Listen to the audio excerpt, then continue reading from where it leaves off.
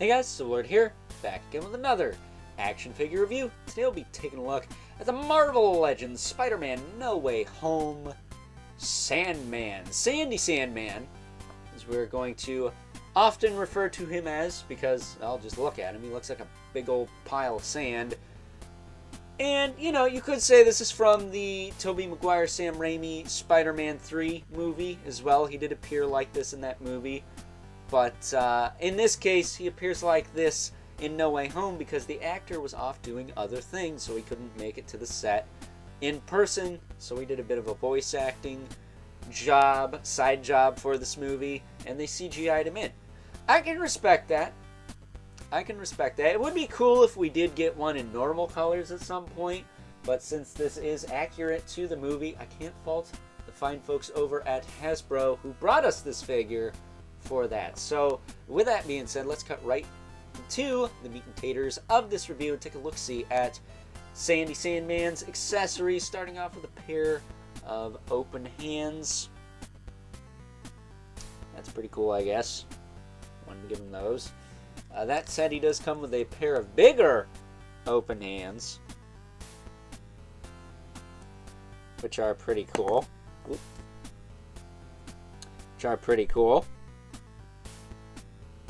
Almost use those on a Build-A-Figure. I'm curious if you could use these on the old retro card Sandman. And then for those sandy hands, we do get little sand columns for his arms. That said, why did the Spider-Man get the shaft on the hands, but Sandman comes with more than you really need? It would have been nice if we got the mace and hammer. I'm pretty sure he had a mace and hammer. Would have been nice if one of these was a fist. Like, do we really need two open hands? Would have been nice to get a fist, but whatever. It's better than nothing, I guess. So, taking a closer look at Sandman here. This is literally a paint job away from the Sandman I'd love to have from live-action movies, but I can't fault him for that. This would work as a 616, like, sand version of Sandman, I guess. Head sculpt looks good. You know, looks like the guy if he was made of sand. As far as articulation on this guy goes, he's got the double ball peg. Not as good of a range, I don't think, as the Spider-Man. Maybe. Look up and down. He can tilt side to side. He can look side to side. His shoulders go out that far. He does not have a butterfly joint, which I don't mind that. He's got decent sized shoulders and an upper body, though. He's a little bit more buff than the Spider-Man, which he should be, in all honesty. Does he have a butterfly? No. That's just the peg loose in there. Not loose, but you know what I mean. He's got a bicep swivel. Shoulders can rotate up and down if I didn't mention that already. He's got a double elbow. That works pretty well. Swivel in the wrist with a hinge. He's got a diaphragm joint. It doesn't move a lot. Aesthetically, it looks a little better, but they don't round things out when they implement these joints sometimes, so it looks all wonky when you use it, especially when you turn it. I mean, that does not look pretty. No waist cut or anything, which, whatever. It's to preserve the sculpt. I can respect that. Mythic Legions don't have that. Well, they don't have diaphragm joints a lot. I think they're just now starting to implement stuff like that, so, you know, it is what it is. Hips can kick forward and back. They can kick out. He's got a thigh cut. I will say, this guy feels a little gummier than the other figures in this way, but not a lot. It's not terrible. He's got a double knee. Can bend that far. And he's got a hinge in the foot with a rocker. He's even got little sandy feet. That's pretty cool. Peg holes at the bottom of the feet, if you are so inclined to use them. So, there you go, man. That's Sandy Sandman in a nutshell. Yeah, I'd like to have a colored version. That sounds weird, but you know what I mean. A standard version, but I'm sure we'll get that at some point. I mean, all I gotta do is repaint this figure and swap the feet out. Maybe they'll make a newer body that's not covered in the sand texture. Although he does feel like he's made out of freaking sand. That's pretty cool. So, with that being said, it's time now that we move right along and take a look at some size comparisons.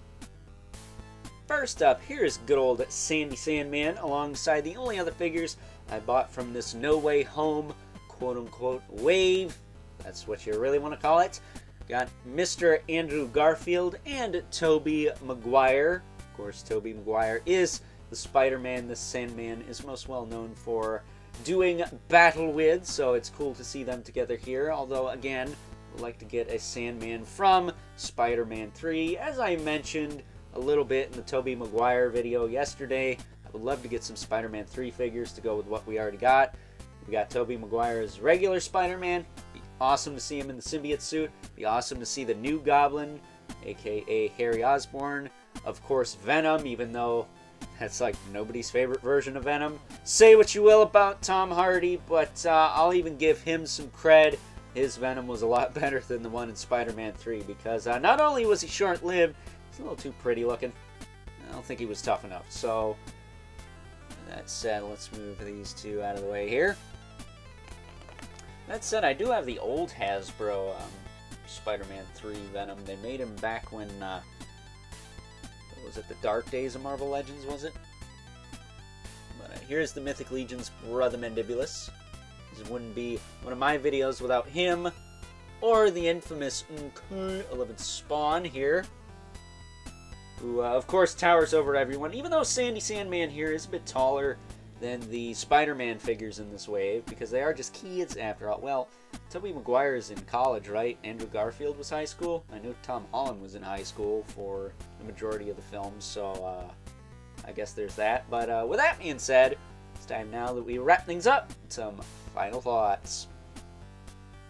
Overall, and while I'm a bit disappointed that this is not more like Sandman as he appeared in Spider-Man 3, despite what you might feel towards that movie, I would have loved a really nice Sandman figure from that movie. It isn't supposed to be. It's supposed to be the character as he appeared in Spider-Man No Way Home, and apparently he only appeared in his sand form because the actor was busy doing other ventures and couldn't make it to the set physically, so they CGI'd him in there, and he did a bit of voiceover work, and that's how they were able to work him into the movie.